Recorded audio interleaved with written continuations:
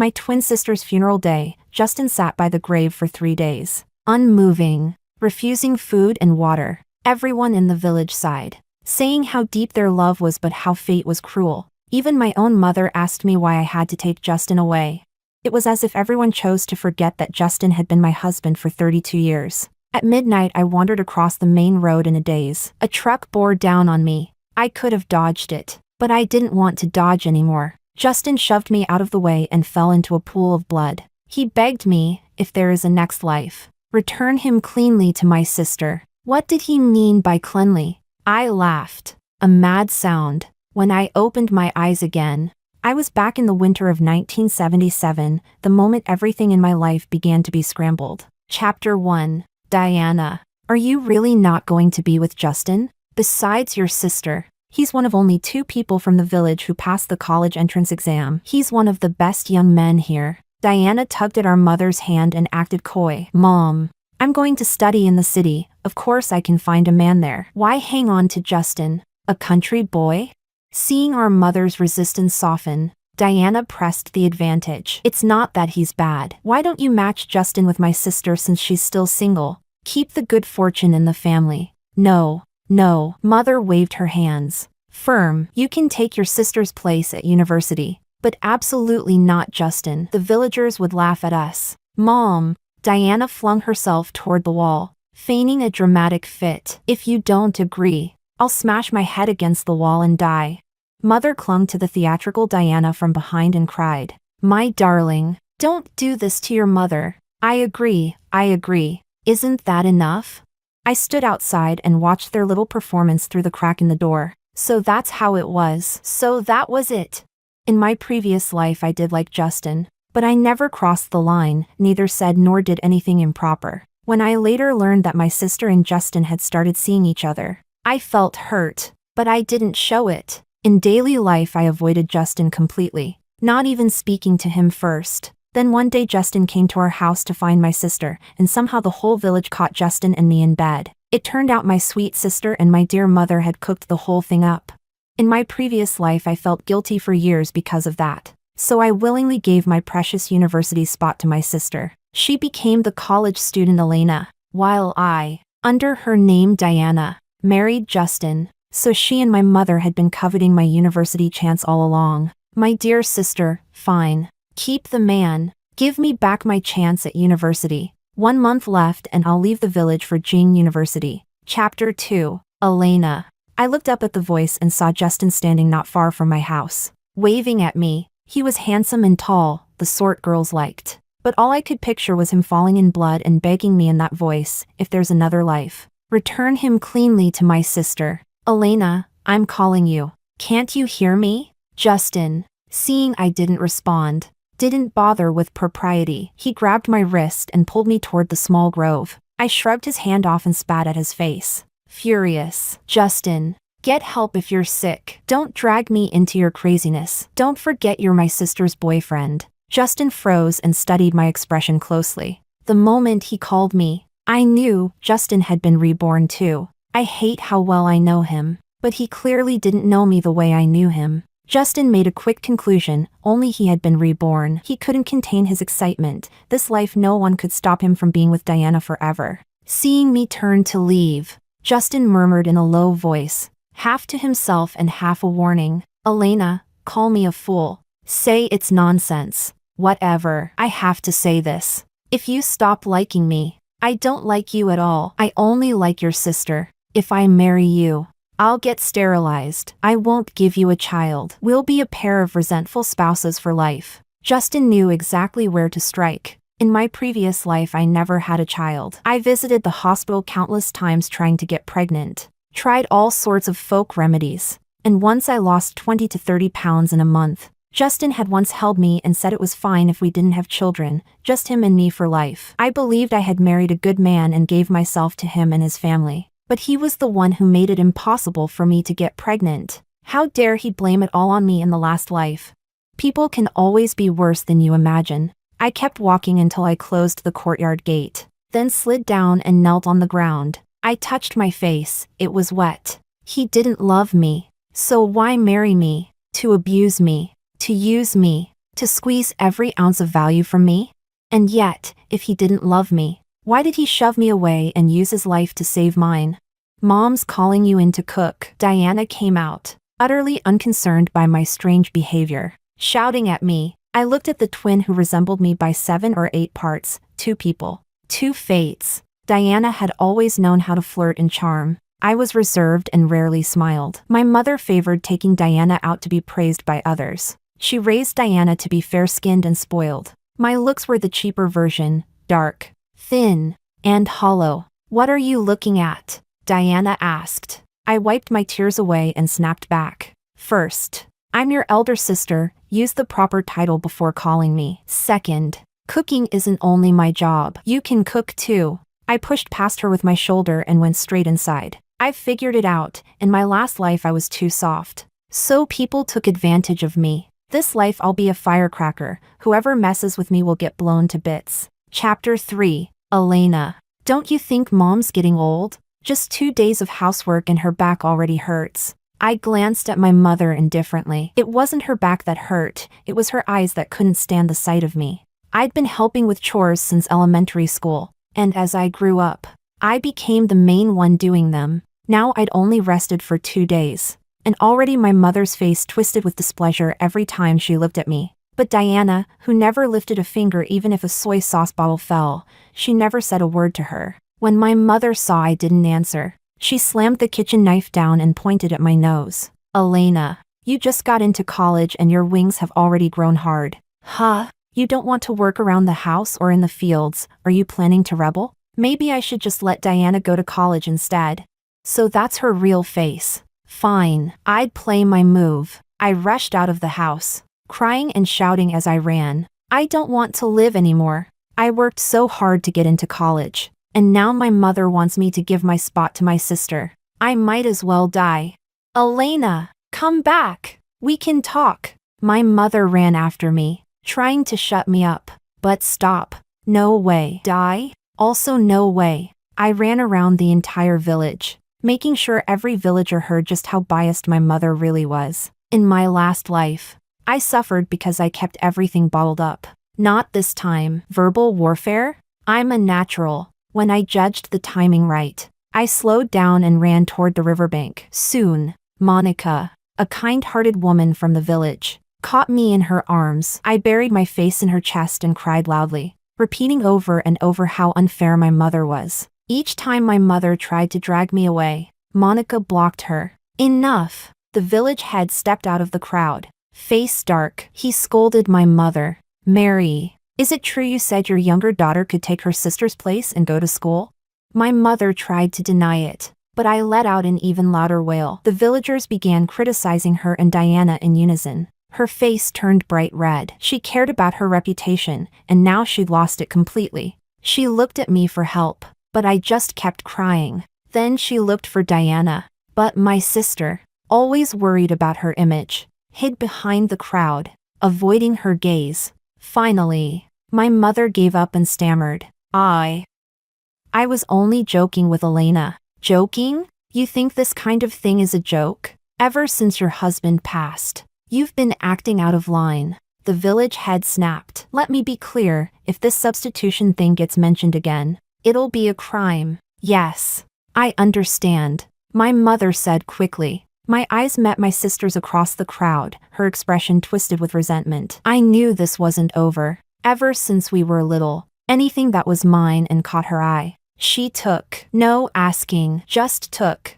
Chapter 4. That night, my mother did something rare. She boiled 3 eggs. 1 for her, 1 for my sister, and 1 for me. In the past, she always boiled only 2, saying 1 for each of us girls. I used to give mine to her out of pity. Turns out, the easiest solution was just to boil 3 eggs. Diana, are you home? Justin's voice came from outside. Diana shot me a proud look, chin held high as if she owned the world, then strutted out the door. A pang of pain ran through my chest. I told myself it was just withdrawal. After all, I'd been married to Justin for 30 years in my previous life. Even from a pile of shattered glass, you could still find a trace of sweetness. Elena, don't be mad at your sister. You know her temper, my mother said with a flattering smile. There was a question I'd buried for a long time, and I finally asked. Mom, I was only born 1 minute earlier than Diana. Does that 1 minute really make me so much less in your eyes?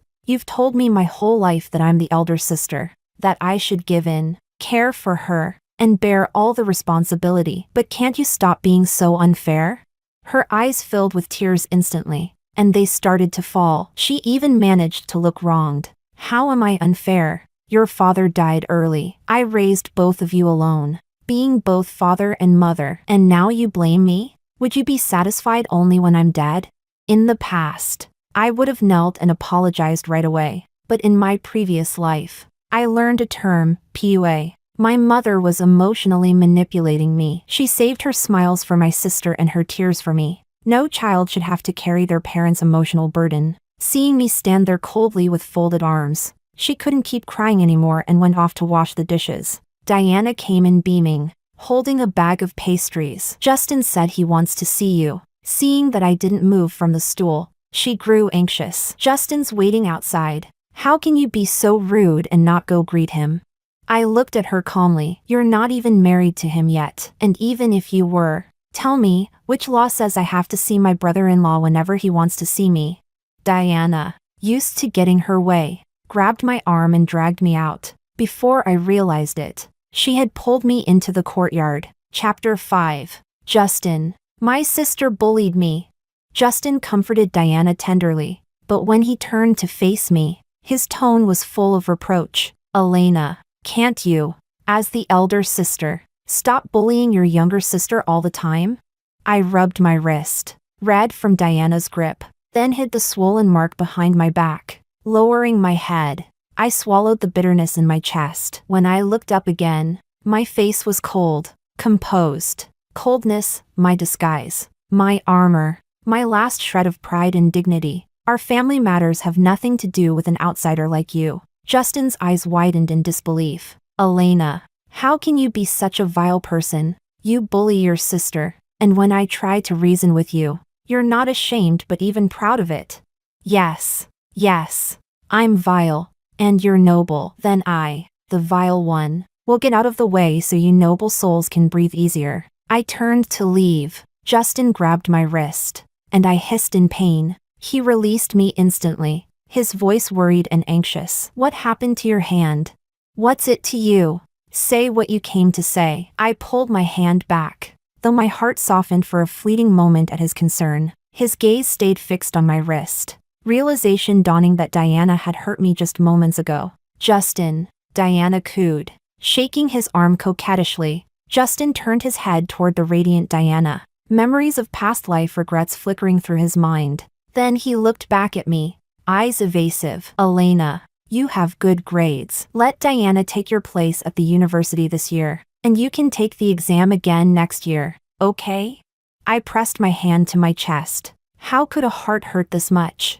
Smack! I slapped myself hard across the face, cutting off the last foolish fragment of me that still harbored hope for him. Justin didn't understand why, but as he looked at my expressionless face, a wave of panic hit him as if he had just lost something precious. Justin, I said evenly, you also got into university. Why don't you give your spot to my sister instead? Why is it always me the two of you pick on? He was the reborn Justin. He knew better than anyone how I had envied my sister's college life in the past life, how I had regretted not being able to go. Sis, Justin's a man. How could I take his place at university? Diana said, her tone dripping with disdain. What does that have to do with me? I looked at my sister, same mother, same birth, yet our mother had raised us into entirely different creatures. Justin, don't come to me again. I can't help my sister. You too. I paused, the words heavy but clear.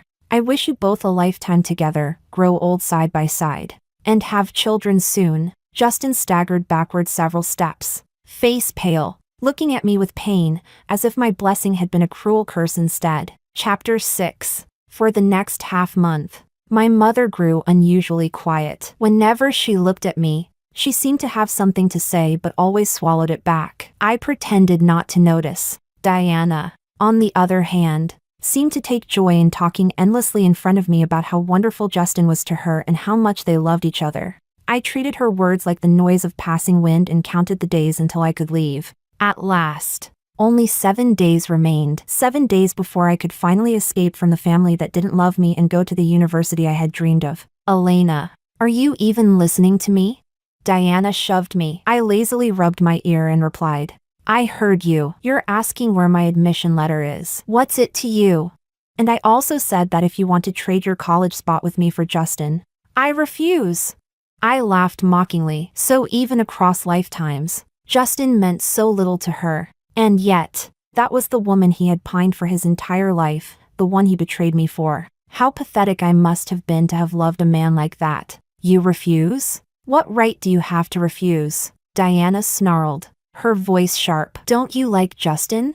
My face turned cold. When did I ever say that I liked him? If I hear that rumor outside, I'll tear your mouth apart. Elena, enough now. My mother came out, trying to play peacemaker. I just shrugged indifferently and watched as she and Diana whispered to each other, plotting something as usual. I knew they were up to no good again, but as long as I stayed cautious for the next 7 days, I would be free, at least. That's what I thought, until I found myself home alone and saw Justin walk into the yard. I gripped a wooden stick tightly, standing at the gate, ready to retreat at the first sign of trouble. It had only been half a month, but Justin's aura had changed. Gone was the sunny, warm boy. In his place stood a brooding, dark man. Don't run, I just want to talk. I gripped the stick harder and warned him. You can talk from there. Don't come closer, or this stick won't recognize who you are. I had gone out of my way to avoid him lately. Justin punched the earthen wall of my house with force. His expression was worn,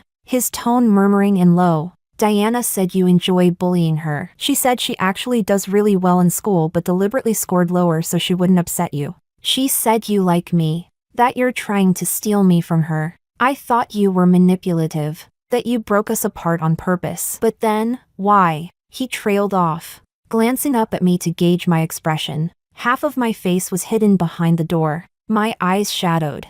I understood what he was thinking. He had finally realized that I had been avoiding him on purpose. That today he had once again been tricked by Diana into coming here. At this point, even he wasn't foolish enough not to see that I hadn't been to blame for what happened in our past life. He had felt wronged for being forced to marry me, but had he ever thought that I, too, was forced to marry him? Justin stepped toward me slowly, his gaze locking onto me with painful sincerity. Elena, you're the only one who was ever truly good to me. I swung the stick straight at his head. Get out! If you come any closer, I'll scream molester. One accusation like that, and your whole future will be over. Don't scream, I'll go. Justin ducked and ran, clutching his head, choosing his future over his pride. Chapter 7. Diana suddenly burst out from the shadows, shouting, How could you drive Justin away from me? I looked at her coldly, and at my mother, who stood silently behind her. I couldn't stay in this house any longer with Diana's twisted mind. Who knew what kind of scheme she might come up with next? I had to leave immediately. My plan was to go to town to find my second uncle, the one person who truly cared about me, 1,000 times more than my mother ever did. He was my father's younger brother, and the two of them had always been deeply close. My uncle often said my father had worked himself to death just to put him through school. So, after my father passed away, my uncle sent my mother money and ration tickets every month. My mother always claimed she was the one who raised me, but we both knew the truth. It was my uncle who really did. My mother had always lived off others. When my father was alive, she relied on him. After he died, she relied on my uncle, and with me doing all the housework. She spent her days sighing and complaining like a tragic woman from an old tale. In my past life, when my uncle learned that I had given my university spot to Diana and stayed behind to marry in the countryside, he tried to talk sense into me many times, but blinded by my feelings for Justin, I said cruel words to him. Disappointed, he eventually gave up on me and walked away. This time, after being reborn, I had already hidden my admission letter and other important documents at my uncle's house, to avoid any further complications. I needed to leave this place as soon as possible. But when I tried to push the door open, it didn't move. It had been locked from the outside with a heavy iron lock. Then I heard Diana's voice from outside. Elena, hand over your admission letter. If you don't, Don't even think about stepping out of that door. How can I give it to you if you won't open the door? Pass it through the crack. Realizing she wasn't falling for it, I answered truthfully, Diana, the admission letter isn't here. Diana laughed, a wild, triumphant laugh. So there's no admission letter. Huh? Then good. If I can't go to college, Elena, neither will you. Chapter 8. I had been trapped in this pitch-dark room for 4 days. The registration date for university was drawing closer and closer. I paced back and forth like a caged beast. My nerves stretched thin. Elena. Mom. I banged on the door, begging. Mom. Please. Let me out. Let me go to college. I won't ask you for tuition. I won't spend a cent of the family's money. I'll even earn money and send it back to you. My mother was startled by my desperation. She hesitated. But Diana. Sensing a glimmer of hope, I coaxed her gently. Mom. Diana is my sister. We don't have grudges that last overnight. If I do well in life, I'll help her too. Mom. I've never begged you for anything before. Just this once. Please help me, okay? There was silence outside. Just when despair was about to take me completely, I finally heard the sound of a key turning in the lock. And then Diana's cold, sharp voice rang out. Mom. If you let Elena go to college, I'll kill myself right here. You choose, me or her. The sound of the key stopped immediately. Hope and despair, separated by only a few seconds. Tick, tick, I counted the seconds in hopeless silence before I heard my mother's voice again. Elena, just listen to your sister. Of course, I murmured. Mom, why can't you stand by me? Just once? Heh, Elena, what makes you think you can compare with me? Diana sneered. That was the confidence of a child who had always been favored. I snapped back. Diana, you think you can lock me up forever? I'll go to college one day. This house can't keep me prisoner forever. Even if I couldn't go this year, I would next year, or the year after that, someday. I would. You'll never go to college, she said. I froze. What do you mean? The literal meaning, she said slowly, stretching out every word with cruel delight. Mom and I found you a husband, Oliver. From the village. You know him, right? The lazy drunk who beats women? His last wife ran away after he nearly killed her. Tisk. TSK. Elena, you refused to marry Justin, but now that you're marrying Oliver, are you happy? Mom, is this true? I had given up on Diana and Justin, but there was still a tiny shred of hope left for my mother. Elena, maybe Oliver isn't as bad as they say. Ha, ha, ha. I laughed until my stomach hurt. The cruelest joke I had ever heard, and it came from my own mother. If Oliver isn't that bad, why don't you marry him? Why doesn't Diana? I'm telling you both, I won't marry anyone. I'd rather die than marry him. You, my mother stammered in anger, unable to speak, and Diana pulled her away. That night, I heard Justin's voice outside the door. Elena, I heard about what happened. Why don't you marry me instead? But you'll still need to give your college spot to Diana. I've thought it through, you're smart. You can take the exam again next year. I lifted my head from my knees, exhaustion in my voice. Justin, do you really think you're some kind of hero? Sacrificing yourself for your so-called great love with Diana? To me, you're nothing but a selfish, self-righteous hypocrite. I'm telling you, I don't like you, and I don't want to marry you. And at that moment, I realized I truly felt nothing for him anymore. In my last life, I must have met too few men to waste myself clinging to a man like Justin, a crooked, twisted tree. Justin protested. That's impossible. How could you not like me? You copied my notebooks by hand, reviewed my weakest subjects, and even wrote over 10 study journals for me. How could that not be love? So I had loved him that much once, but the bitterness of my past life had long erased it all. Justin, if you ever felt even a flicker of gratitude for what I once did for you, then let me go. No, if you leave, you'll never come back. Wait for me, I'll break up with Diana tomorrow and marry you. From day to night, and night to day again, I sat motionless on the floor. My eyes drifted to the matchbox and the kerosene lamp beside me. Chapter 9. Fire! There's a fire! A villager shouted. My mother grabbed someone's arm in panic. Whose house is on fire? Mary. What are you still doing out here? It's your house. By the time my mother rushed home, half the house was charred black, and Elena, was nowhere to be found. She clutched Justin's arm, her voice trembling. Where's my Elena? Where is she? Is she safe?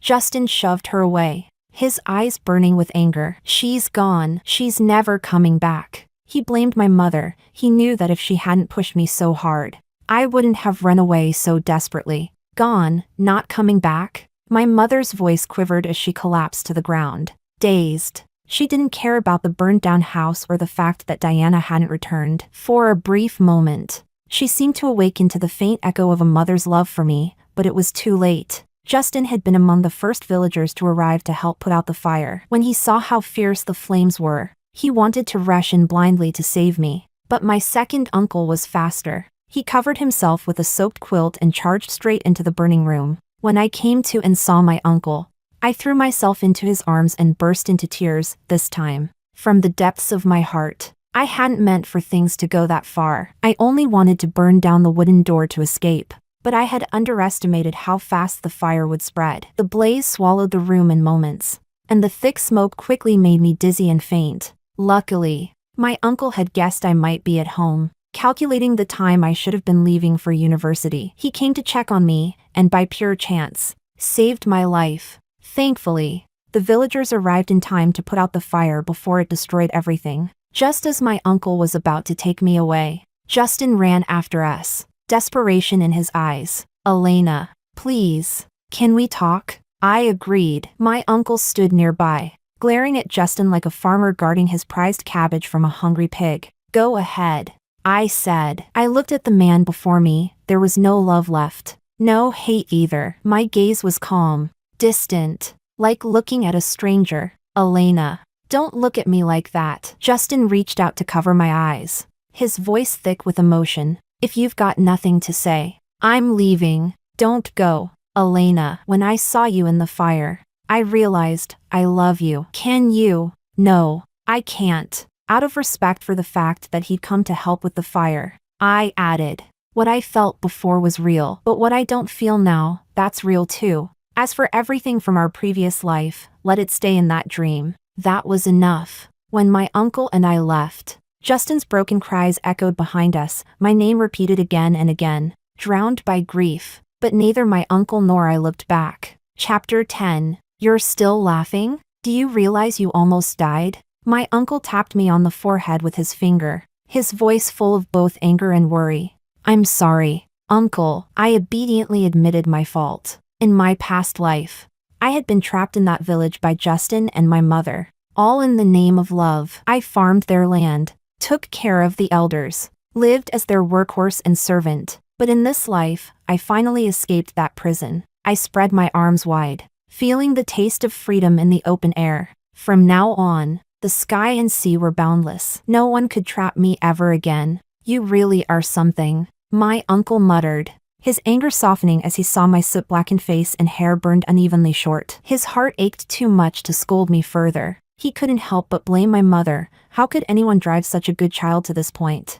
I grinned. That's why Aunt says my temper's just like yours. Oh, so you're looking for a beating? My uncle raised his hand, but he was smiling too. When we arrived at his house, I froze at the doorway. The bright, spotless living room looked too warm, too clean, a place I didn't dare to step into. What's wrong? You waiting for an invitation? My aunt had already prepared dinner and smiled kindly at me. When I still hesitated, she came over and gently pulled me inside. That day at my uncle's house was the only truly happy day I had experienced since being reborn. That night, I woke to the sound of my aunt and uncle talking softly in the next room. My aunt's voice trembled, heavy with tears. You've been helping your brother's family for years, and I never said a word. But look at Elena today. She's skin and bones. How could your sister-in-law raise her like that? Enough, my uncle said quietly. Don't let the child hear you. No, I won't stop. Elena's going to college. You have to move part of the money and ration coupons you send to your brother's family over to her. Otherwise, I won't let it go. I know, he replied with a sigh. You tell me, how did I end up marrying such a good woman? I clamped my hands over my mouth, stifling my sobs. Because of my family. My uncle's life hadn't been easy all these years. Even my cousins had chosen to live at school to save money. They were such good people, how could I bring them any more trouble? Chapter 11. Elena. Come eat. My aunt called outside the door, but there was no answer. She pushed it open, the room was empty. On the table lay a letter and an IOU written in my hand. In 1977, tuition was free, but living still cost money, so I had quietly taken 20 yuan from the envelope my uncle gave me the night before and left before dawn. At the university, life was poor but fulfilling. I lived on steamed buns, one meal after another. I had imagined that in the city I could take a part-time job to support myself, but reality proved far harsher than I'd thought. My major was foreign languages, something I had never studied before. Rebirth didn't give me any advantage here. My classmates were all diligent and relentless, waking earlier, sleeping later, and studying harder than anyone else. In such an environment, working for money was impossible, even in my dreams. I was reciting vocabulary words. After 3 months of school, despite living frugally, my 20 yuan was gone. From 3 buns a day, I went down to 1, then none, only water. Eventually, my body gave in, and I fainted in class. When I came to, my classmates surrounded me, some offered to take notes for me. Others said their families could help me find tutoring jobs. Not one person looked down on me for being poor. For the first time in my life, I understood what true friendship and camaraderie were. They argued passionately over pronunciation, competed fiercely over grades, and pushed one another toward progress, not out of jealousy, but out of shared ambition. The professor who taught our core subject dismissed the noisy students, handed me an envelope, and said sternly, "Consider this a loan. Pay me back when you can. If you refuse, you're not allowed in my class." My students follow my rules. I accepted everyone's kindness, recording every gesture carefully in my notebook, a promise to myself to repay them one day, in any way I could.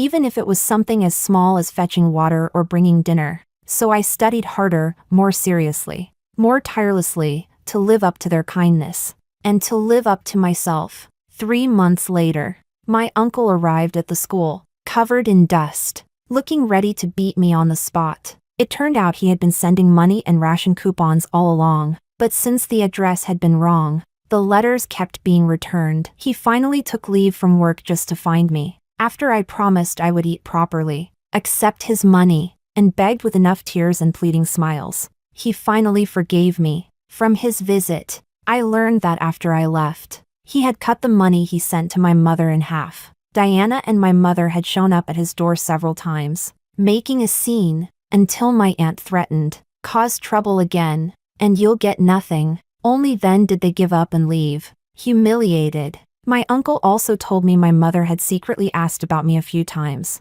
though he never revealed where I was. He said she looked older now, half her hair gone white, her face drawn and tired. Seeing my expression harden, he didn't try to persuade me to forgive her. He knew too well what I had gone through to escape that house. The day he left Beijing, I watched his figure fade into the distance, and tears filled my eyes. For the first time, my blurred memories of my father found a shape in the silhouette of my uncle walking away. Chapter 12. The 4 years of university passed quickly in an atmosphere of relentless competition, classmates pushing one another forward, striving to be better. All the shadows of my past seemed to fade away. I regained vitality, flesh, and spirit, becoming a completely different person from who I once was. I was confident, bright, and full of life. During that time, I only kept in touch with my uncle and aunt. As for my mother and the others back home, I never contacted them again. Justin, however, came looking for me many times. I never saw him. Later, he got clever, asking students from other departments to deliver letters, food, or even money and ration coupons to me. But I returned everything. My classmates, noticing how troubled I was by Justin's persistence, helped me block anyone from other departments who tried to approach. Even if Justin still wanted to reach me, the goodwill of those students could not survive his constant pestering. Eventually, they stopped helping him altogether. My mother came to the university twice. She was not yet 50, but looked older than she had in her 60s in my past life. Of course, in the last life, I was there to care for her, doing everything while she only had to move her mouth. But in this life, her tireless, obedient workhorse had run away, and Diana, useless as ever, wouldn't lift a finger. Naturally, my mother had to do it all herself. Add to that Diana's constant drama, and it was no surprise she aged fast. Both times she came, I dismissed her quickly. The second time, I told her, "Don't come looking for me again. When you reach the legal retirement age, I'll send you a monthly allowance at the government's minimum standard. From then on, our bond as mother and daughter will be over. Maybe you won't believe me, but I've taken care of you my entire life and received nothing but blame in return. I've repaid every debt between us." She left the university trembling, and from that day on, we never contacted each other again. After graduation, because of my excellent academic record and my professor's recommendation, I joined the Ministry of Foreign Affairs. Chapter 13. Work grew busier and busier. Every month, I sent my entire salary to my uncle and aunt. When they tried to refuse, I simply sent it back again until they had no choice but to accept it. I never dated anyone. Of course, there was no shortage of admirable,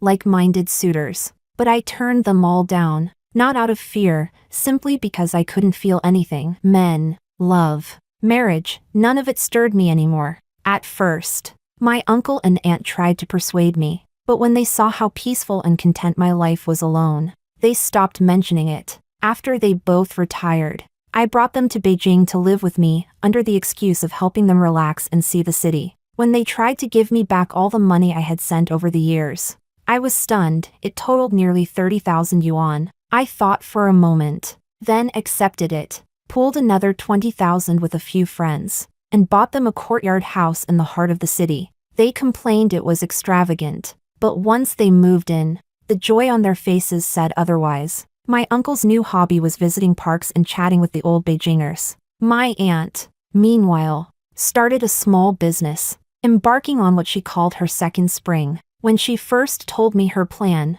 she glanced at me nervously, afraid I might feel embarrassed. I smiled and said, "As long as you're happy, I'll always be your strongest supporter." I would never forget the warmth of her hug that day, the same arms that once pulled me into her home when I was afraid of dirtying her clean floors. Later, when my cousins grew up and started working, I encouraged them to come to Beijing too, partly because the city offered better opportunities, and partly because, selfishly, I wanted to keep my family close, even if I couldn't see them every day because of work. Just knowing there were people waiting for me at home steadied my heart. My words carried weight in the family, and my cousins respected my opinion. They truly came to Beijing to build their futures, as long as it didn't violate any official rules. I did everything I could to help them: housing, food, transportation, job introductions. They told everyone I was like their real older sister. I listened with a gentle smile. You reap what you sow.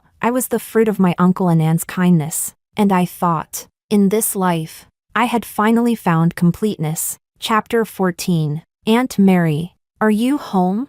Mary sat in front of the television. As she often did, she didn't know when Elena might appear on screen, so she used the simplest method. She just stayed there, watching, waiting. "Yes, I'm coming." Her voice was frail. Leaning on her cane, she shuffled slowly toward the courtyard gate. Abigail, the young woman who had come to visit, looked at the old, crumbling house and couldn't help shaking her head. This old lady.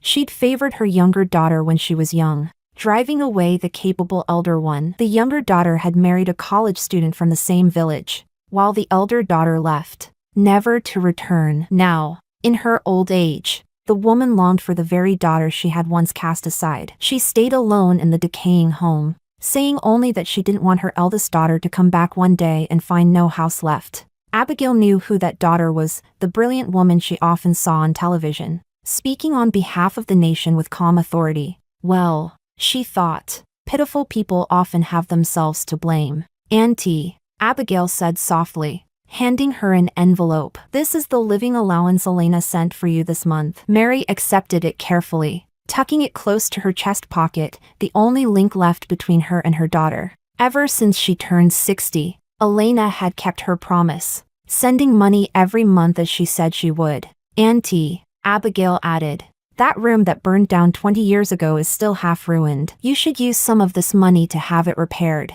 Yes. Yes. Mary nodded vaguely. Abigail sighed. Whatever she said, Mary always replied yes. But whether she actually did anything about it, that was another story. Not long after Abigail left, the rickety door burst open with a loud bang. Diana stormed in, yelling, "You old hag! Elena sent you money again, didn't she? Hand it over!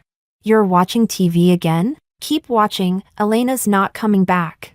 After a few more rounds of shouting, Diana finally snatched the money and strutted out. Satisfied, Mary sat motionless, murmuring over and over, "Sins, it's all sins." Outside, Diana spent all the money with her lover before swaggering back home. "Where have you been?" Justin asked listlessly. "None of your damn business," Diana snapped, her eyes full of disdain as she looked at the withered man before her. Justin noticed the red marks on her neck. Rage burst through him. He lunged at her, shouting, "You cheating whore! I want a divorce." But the once handsome Justin was now little more than skin and bones. No match for Diana's heavy frame. She pinned him to the ground and beat him mercilessly. When she'd had enough, she spat in his face, "Pay," and walked out with her usual arrogant stride. Justin lay there, unmoving, staring blankly at the ceiling. How had his life come to this? Because he couldn't have Elena. He had married Diana, and she had turned his home into chaos. His parents had died from anger and grief. He had given up on himself, stopped working, stopped going out, spending his days locked in endless fights with Diana. But somehow, the Diana who had died early in his previous life now thrived in this one, growing stronger as he withered away. Without Elena, he realized, he was nothing, and Elena, without him, had only flourished. "Elena, come back," he whispered weakly. "Come back. I don't want that wretched woman anymore. I only want you." He reached a trembling hand toward the blazing sun, but the sun said nothing, it only hung silently in the sky.